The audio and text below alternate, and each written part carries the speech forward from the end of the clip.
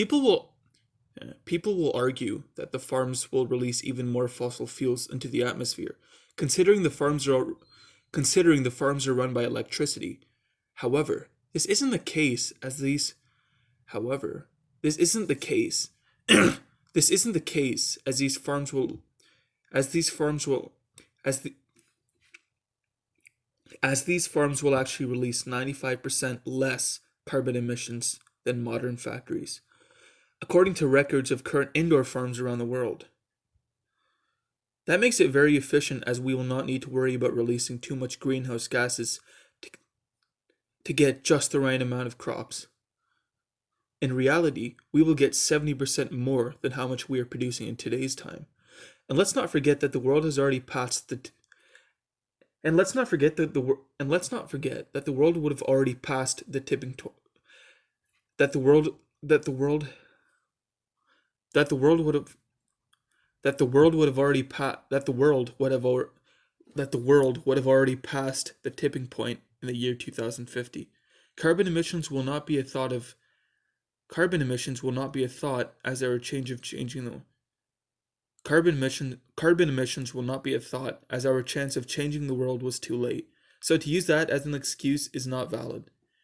The next thing we will look at are the environments that the indoor farms will be in. No, we're not putting them at the bottom of the ocean or on top of Mount Everest. But the really cool part about indoor gardens is that we can even have them function in the middle of a desert. The indoor facility the indoor facility will ensure the temperature is not too hot or too warm for the plants to grow.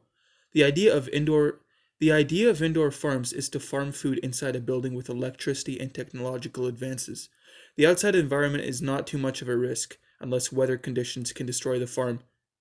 They will be portable buildings and will be able to sustainably produce more than enough food no matter the environment they are in.